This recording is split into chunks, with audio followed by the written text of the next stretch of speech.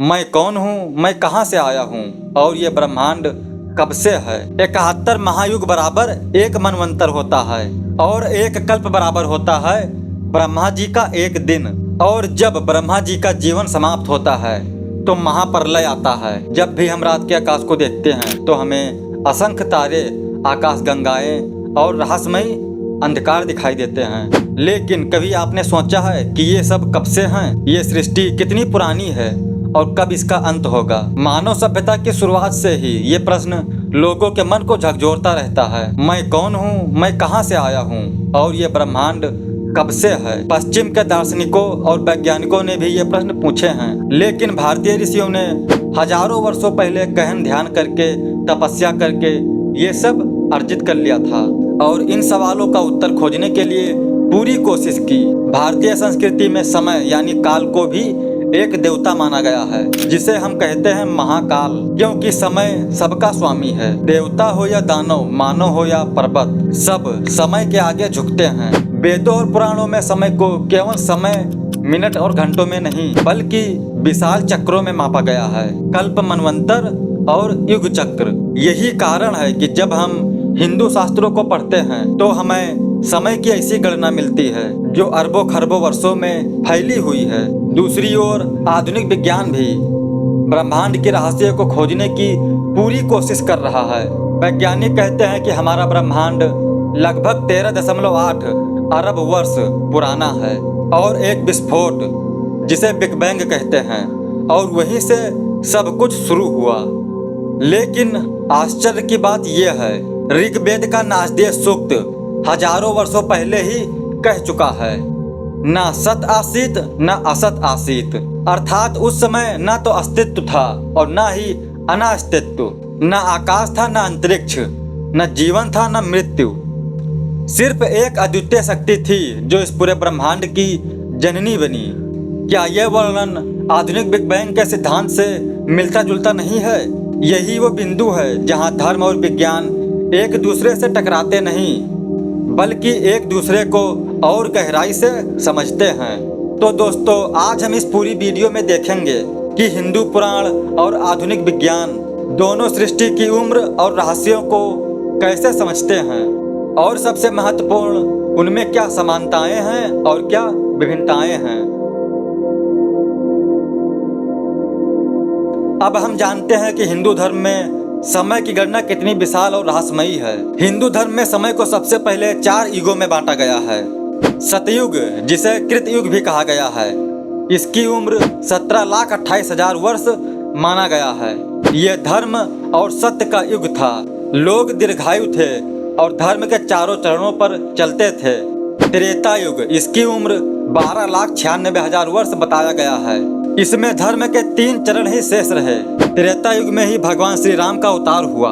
द्वापर युग, इसकी उम्र 8,64,000 वर्ष बताया गया है। इस युग में धर्म के केवल 2 चरण शेष रहे।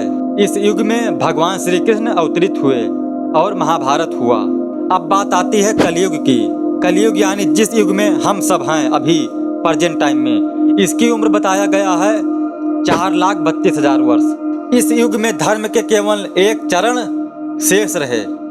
यह कलह, पाप और अधर्म का युग कहा गया है। इन चारों युगों को मिलाकर एक महायुग बनता है, यानी 43,20,000 वर्ष होता है। अब सुनिए असली रहस्य। 71 महायुग बराबर एक मनवंतर होता है, यानी लगभग 30.8 करोड़ वर्ष, और 14 मनवंतर बराबर होता है एक कल्प, यानी लगभग 4.32 अरब वर्ष, और एक कल्प बराबर होता है ब्रह्मा जी का एक दिन। तो ब्रह्मा जी का दिन और रात मिलाकर लगभग 8.64 अरब वर्ष होता है। अब जरा सोचिए, ब्रह्मा जी की आयु 100 वर्ष मानी गई है, जो कुल मिलाकर लगभग 311 ट्रिलियन वर्ष होते हैं। और जब ब्रह्मा जी का जीवन समाप्त होता है तो महाप्रलय आता है, जहां समस्त ब्रह्मांड ब्रह्म में विलीन हो जाता है और फिर पुनः नई सृष्टि की शुरुआत होती है। इन्हें ही चक्राकार ब्रह्मांड कहा गया है। शास्त्रों के अनुसार अभी हम श्वेतवराह कल्प में हैं, यानी इस कल्प का 7वां मनवंतर चल रहा है, जिसे वैवस्वत मनवंतर कहते हैं। और इस मनवंतर का 28वां महायुग चल रहा है और इस महायुग में कलयुग चल रहा है। कलयुग की शुरुआत लगभग 3102 ईसा पूर्व हुई थी। मतलब आज हम कलयुग के 5127 वर्ष में जी रहे हैं, जबकि इसकी कुल अवधि 4,32,000 वर्ष है और अभी तो ये शुरुआत है। शिव पुराण और मार्कंडे पुराण में कहा गया है कि जब जल प्रलय होता है तो संपूर्ण ब्रह्मांड ब्रह्मांडीय जल में विलीन हो जाता है। उस जल पर एक छोटे से पत्ते पर भगवान श्री कृष्ण शिशु के रूप में विराजमान होते हैं। यह दृश्य ऋषि मार्कंडे ने अपने ध्यान में प्रत्यक्ष रूप से देखा था। क्या ये एक संकेत है कि एक अनंत शक्ति प्रलय के बाद भी सब कुछ संभाले रहती है? तो दोस्तों, यही है हिंदू पुराणों का ब्रह्मांड विज्ञान, जहाँ समय अरबों खरबों वर्षों में चलता है और सृष्टि अनंत चक्रों में बार बार बनती है और बार बार मिटती रहती है। वैज्ञानिक कहते हैं कि आज से लगभग 13.8 अरब वर्ष पहले पूरा ब्रह्मांड एक अत्यंत सूक्ष्म बिंदु में सिमटा हुआ था। उस बिंदु में अनंत ऊर्जा, अनंत ताप और अनंत घनत्व था और फिर अचानक एक विस्फोट हुआ जिसे आज हम बिग बैंग कहते हैं। उस विस्फोट से समय की धारा शुरू हुई, अंतरिक्ष का विस्तार हुआ और ऊर्जा से पदार्थ बनने लगा, यानी ब्रह्मांड का जन्म हुआ। बिग बैंग के कुछ ही लाखों वर्षों बाद पहले परमाणु बनने लगे। धीरे धीरे ये गैस के बादल बने और गुरुत्वाकर्षण के कारण सिकुड़कर तारों और आकाशगंगाओं में बदल गए। हमारी आकाशगंगा मिल्की वो अरबों तारों से बने हुए हैं और ये तो बस एक है।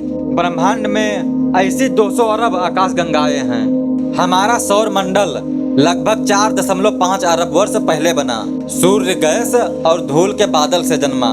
इसी प्रक्रिया में पृथ्वी और बाकी अन्य ग्रह भी बने। पृथ्वी पर जीवन के संकेत लगभग 3.8 अरब वर्ष पहले मिला। फिर लाखों करोड़ों वर्षों में विकास हुआ और आज का मानव अस्तित्व में आया। वैज्ञानिकों का मानना है कि शायद ब्लैक होल समय और अंतरिक्ष की नई परिभाषाएं खोल सकती हैं। तो दोस्तों, आधुनिक विज्ञान हमें ब्रह्मांड की उम्र और शुरुआत की एक झलक देता है, लेकिन उनके सामने अभी भी कई प्रश्न अनुत्तरित हैं, जैसे dark matter, dark energy, big bang से पहले क्या था।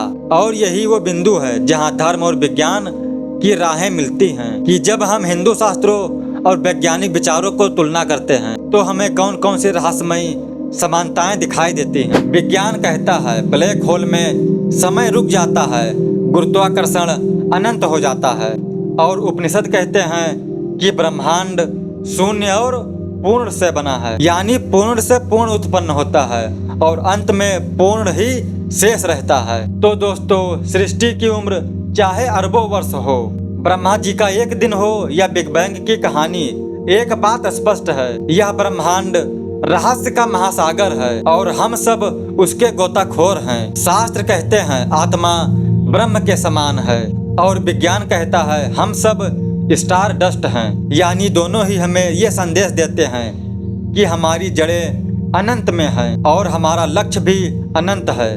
तो आइए ज्ञान और भक्ति, विज्ञान और धर्म, इन दोनों को साथ लेकर आगे बढ़ते हैं, क्योंकि यही है सृष्टि का असली रहस्य।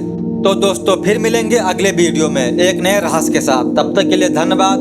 हर हर महादेव।